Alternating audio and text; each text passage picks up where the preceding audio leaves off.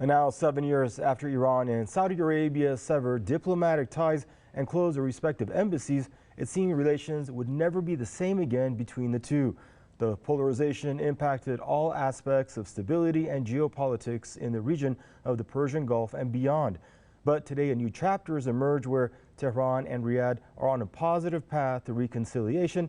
And now we'll discuss its ramifications on this installment of your Spotlight.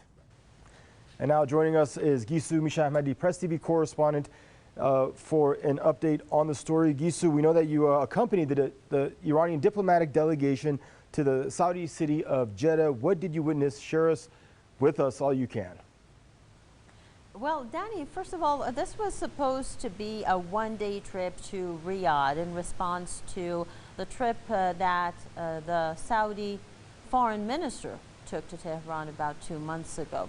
But interestingly enough, we saw the meeting behind closed doors between the two foreign ministers taking quite a long time, and we were waiting for the press conference to begin, and those who were following the news 2 days ago do remember very well how long it took for the two ministers to eventually attend the press conference, and both of them definitely seemed to be on the same page. Danny, since you mentioned 7 years of severed relations, I have to tell you that it is quite obvious that the two sides have let bygones be bygones, and they have definitely started a new chapter. They've turned a new page, and both of them are on the same page in this new chapter, basically on key issues with regards to the region and beyond, including security. The fact that President Ibrahim Raisi has always been a strong advocate of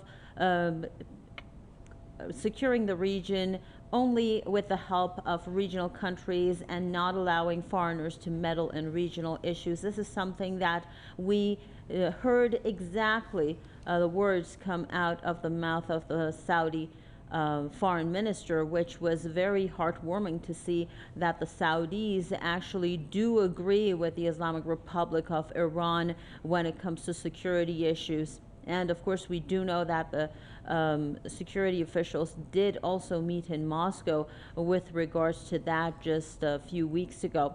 And of course, after this meeting, we were not expecting another meeting to take place, but well, we were surprised by the fact that instead of returning to Tehran after that one-day trip, the trip has been extended, and then we had to fly to Jeddah instead of Tehran. And then speculations began about why we had to fly to Jeddah, and of course the reason it didn't take very long for us to realize why that was, and that was a meeting with the Saudi Prime Minister and Crown Prince Mohammed bin Salman, and this was, I believe, the icing on the cake, showing that the two sides are definitely expanding their relations. And in the words of the Iranian foreign minister, as we talked to him on the plane while we were flying back to Tehran, he said that the Saudis are adamant in making these relations expand to greater levels than what they used to be. And it's funny, Gisu, we don't really have much time left, probably about 30 seconds, but it seems like you mentioned a new chapter, and the rhetoric we've seen, the talks about unity and strongly forger ties, we didn't have this. Even before this 7 years ago that diplomatic ties were severed, they were always on somewhat frigid, on ice. They weren't really that close, but the rhetoric we're seeing, we're possibly going to see a new chapter where we've seen better ties than we've ever seen between the two. You're absolutely right, Daniel. All the signs are there, and for anyone who wants to read between the lines, I've said this before, there are several issues that were mentioned. For example, the friendly soccer matches that will be resumed between the two countries, Iran offering full support for the 2030 Expo in Saudi Arabia, and also we do know that parliamentary commissions will resume their operations. So these back and forth meetings definitely mean something, and this is far beyond what it used to be between Iran and Saudi Arabia. We should expect a great change in the political equations of the region. Thank you. This is PRESSTV's Gisu Misha-Ahmadi there, joining us out of our Tehran studio. Stay safe, Gisu, and thank you for that update. And now we're going to introduce our two guests for our Spotlight program. Christopher Helalia, researcher and political analyst, joining us from Berkshire, Vermont. And Don DeBar, activist and commentator, joining us from Ossining, New York. Hello, gentlemen. I'd like to welcome you both to the program. I guess we'll start there in Vermont with you, Christopher Helalia. Iran and Saudi Arabia, warming of ties. Your thoughts on the geopolitical win this can be for both countries? This is a major development, and I think it's a testament not only to the diplomatic skill of the negotiators on both the Iranian and the Saudis side, but also of the Chinese, who were able to bring these two parties together and to reach a consensus. So it shows not only a new geopolitical reality in the region, but much broader in Asia, of the rising influence and importance of China in terms of peace, peace negotiations, brokering deals, and so on. So this is a really big development. I think ultimately it's going to change a lot of the security architecture of the region. It's going to have a major impact on social, cultural, and religious aspects in the region, especially, increase probably in pilgrimage to the two holy sites in Saudi Arabia. It's going to be a great boon for the economy, for hopefully investment in Iran's oil industry, in its technological industries, in health and human services, in a wide variety. And I think ultimately it's going to de-escalate other tensions that have been stoked, not necessarily by these two countries, but by outside actors who have wanted to destabilize the region for quite a long time to achieve their own geopolitical interests. Thank you, Christopher, for that opening, your opening statements there. And Mr. Don DeBar, welcome to the program, sir. How significant is this mending of ties from your perspective? Obviously, the relationship is about to re-evolve, perhaps more intimately than it has in the past, before the 7-year severing that we just mentioned with our correspondent there. So what are the ramifications now for Western influence in the region once we see a warming of ties between Riyadh and Tehran? It has implications, first of all, regionally, obviously. It can, create a climate of peace, in essence, and sort of a bulwark against, foreign interference there. Because each time the United States has gone into the area, it's used either Turkey or Saudi Arabia, for example, as a proxy and or ally and or staging area. And so, this will negate a good part of that, especially when there's a common like a common plan in place.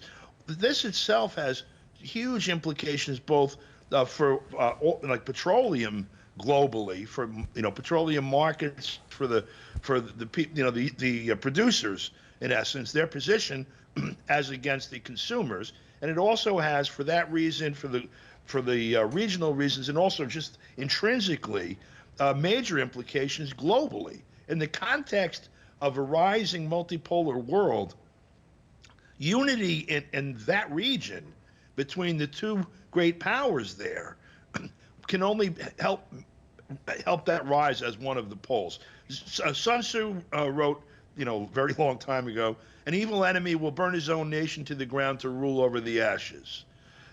Instead of that kind of fighting, so I can be in charge of what's left of this region, this is, the smart thing, the necessary thing to do, and I'm amazed and I'm very pleased to see it happen. Thank you, Mr. DeBar. And Christopher, we know the so-called Abraham Accords. They attempted to see ties normalize between Israel, Bahrain, Morocco, the United Arab Emirates, engineered, you very well remember, by the Trump administration. So how will those nations fare now as a result of this warming of ties between Riyadh and Tehran? And what do you feel will be the fate of the Abraham Accords? Now we're going to probably see U.S. influence in the region waning and Tel Aviv becoming more isolated. I think we'll split some of those countries. I think the UAE is watching very closely. There are many Iranian expatriates who live in Dubai and Abu Dhabi. So the UAE is trying to strike a balance here with its own interests. Of course, don't forget, after signing the Abraham Accords, The UAE was promised, high-tech military equipment from the United States.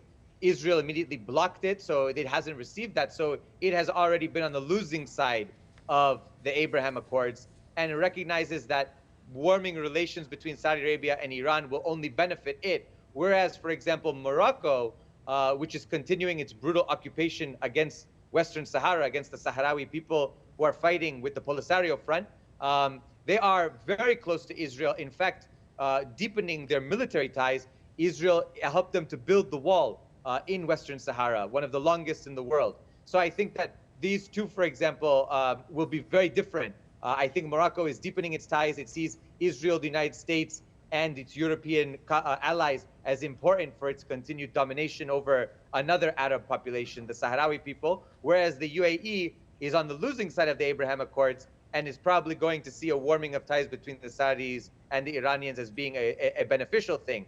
And ultimately, it is going to wait and see what's going to happen. Israel is getting more isolated globally and internationally. That much is true, given what it's doing against the Palestinians and the far right-wing government of Netanyahu, which is changing laws, changing the judiciary. And so even liberal Zionists are now against Israel. It's unprecedented, unheard of. We would have never thought this could happen 20 years ago. But I think ultimately it's going to fracture, no doubt about it. And Mr. DeBar, I'd like you to weigh in on that too. The Abraham Accords, 2 out of the 3, possibly 3 out of the 3 of Bahrain and UAE for sure, possibly Morocco, were all vassal states of the Saudis. So once Saudi Arabia and Iran start to take command of the region again, what will that mean for Tel Aviv and the so-called Abraham Accords?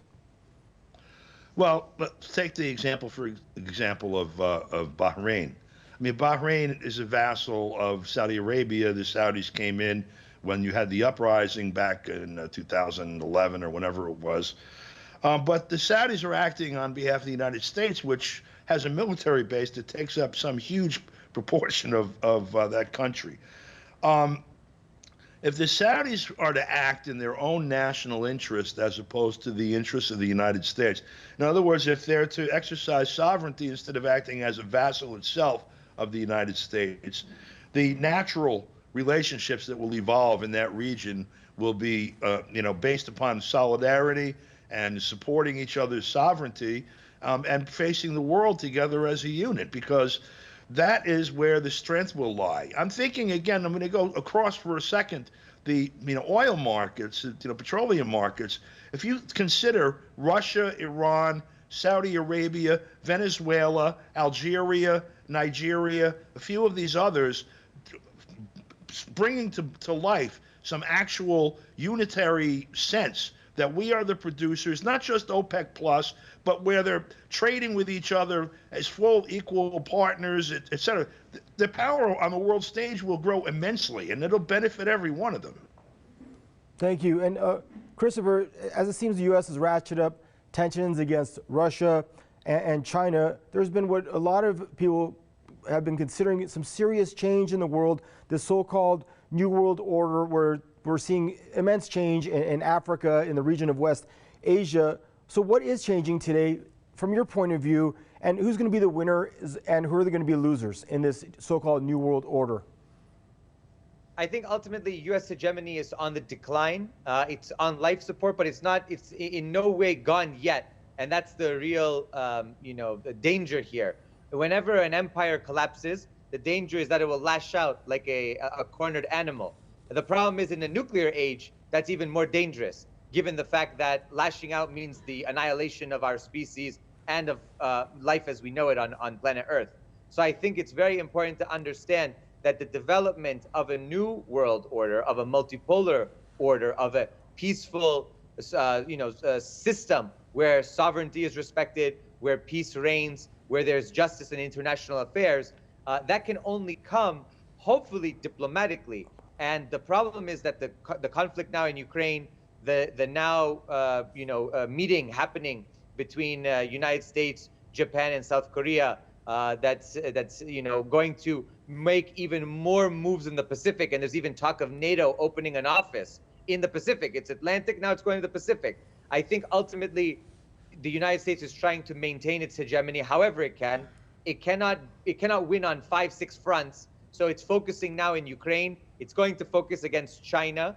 but obviously it's going to have areas where it can't maintain command and control. It's happening now in West Asia. It's happening in Africa, especially with Niger, Burkina Faso, and other countries that are moving against the neo-colonial regime, against the imperialist regime. But ultimately, what this could mean is war. Obviously, the global South, these BRICS countries, a lot of their followers are going to rise up. The non-aligned are going to win in this. But the question is whether they're going to win peacefully or whether there's going to have to be bloodshed to win that. My hope is that this can be a peaceful transition. However, it looks like the United States won't go quiet into that long night.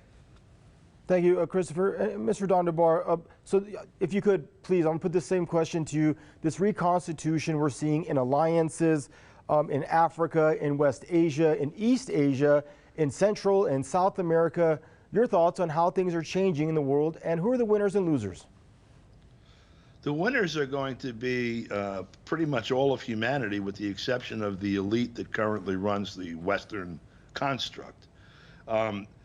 There's been a parasitic relationship using the state power of the United States and Europe, Japan, and South Korea, some others, but on behalf of the elite that actually makes policy for these and that reaps the bulk of the benefits. If you look at income distribution, wealth distribution, power distribution in any of those nations, you'll see really there's a very small group of people that benefit from it.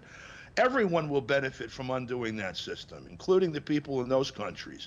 And particularly, of course, the people whose blood has been sucked for hundreds of years in some cases by the European colonialists and then the Americans who took their place. It's inevitable that this would happen. I agree that the danger is that of facing a wounded animal that's cornered. And historically, that's borne out by collapsing empires.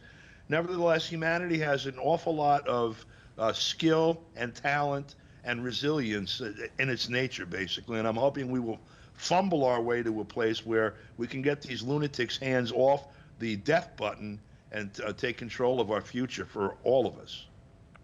Thank you, Don. And Christopher Helali, two conflicts that have plagued the region for quite some time, the war on Syria and the war on Yemen, and Iran and Saudi Arabia have been on opposing sides of both of these conflicts. So how can improved ties between the two bring stability to Syria and possible end to the war and blockade on Yemen? Well, I think already we're seeing transformations on the ground. Just this past, year or so, we've seen, Syria readmitted to the Arab League. We've seen meetings with Bashar al-Assad as president with other Arab leaders. We've seen a resumption of diplomatic relations. We've seen an ending of major hostilities in Yemen. There's still some sporadic fighting, but overall, some level of peace is holding while diplomacy is working behind the scenes. I think overall what we're seeing is that, these two quote-unquote proxy wars in the region, which are just on opposing sides, they're different groups. And of course, the United States and its allies and Israel have played a very negative role in stoking tensions in the region. I think that Iran and Saudi Arabia are going together to play a constructive role to rebuild Syria, to rebuild Yemen, and to begin to rebuild West Asia in a very positive, people-centered manner, and not in the extractivist rentier state that the Western powers have long looked at the West Asia for, and seen only those countries as resources and not cared about the people, the history, the culture, the religions, etc. So I think ultimately we're on the right track here, and I am cautiously optimistic that peace will continue to prevail and diplomacy will prevail, and that human spirit that Dondabar was speaking about will prevail throughout West Asia. And Mr. Dunbar, I saw you nodding your head. If you could, go ahead and weigh in on that as well. I really can't say more than he just said very eloquently. This is exactly what, a healthy evolution of our species would walk exactly in that direction. And it seems to be, it's a part of our spirit, I guess, that's irrepressible. As much as I'm thinking of Star Wars when you say, the tighter you squeeze, the more will escape through your fingers.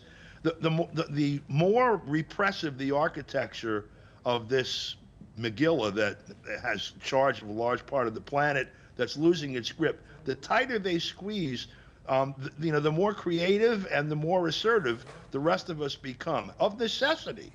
And I'm looking at just things like all of the countries that the United States has tried to isolate, take two, Iran and Venezuela. When Iran and Venezuela start to work together, all of a sudden the entire dynamic changes. And that was some very creative diplomacy on the part of both countries. I was very pleased to see Iran initiate a lot of that, and that is the way of the future if we're going to have a future. And Mr. Dondabar, one more thing. We see this deal to have Iran and Saudi Arabia merge in one room and start talking again. It was brokered by China. It brought diplomats over to its neck of the woods and kicked this thing off back in March, making this play happen. So my question to you, obviously heads in the Pentagon and up on Capitol Hill are watching this very closely, these developments. What is the next play in the region for Washington when it sees that its influence is waning? Does it make it a more dangerous animal in West Asia? I mean, their primary technique is divide and conquer. I mean, that's been true, for maybe 6 centuries now, maybe going back to Rome even. In the Islamic world, I won't even have to go into that. The various, religious sect differences were preyed upon, played upon, exploited, and weaponized.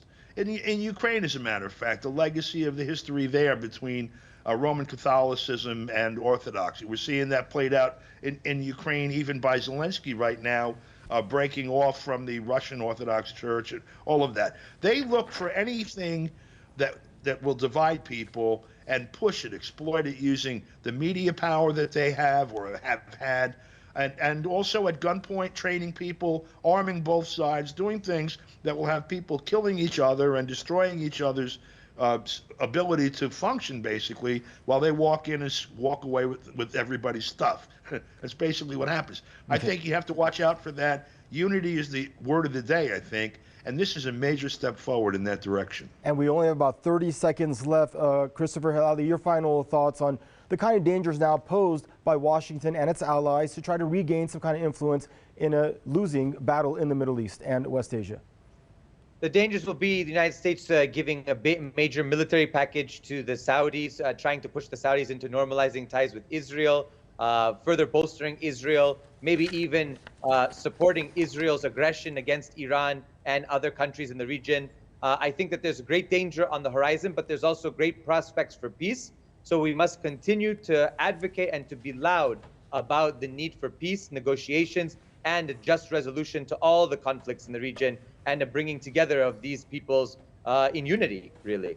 Gentlemen, thank you both for joining us on the program, and stay safe to both of you. That was Christopher Helali, the researcher and political analyst, joining us from Versailles, Vermont, and Dondabar, activist and commentator, joining us out of New York. And this brings us to the conclusion of this installment, everyone, of your Press TV Spotlight program. Thanks for tuning in, and bye-bye for now.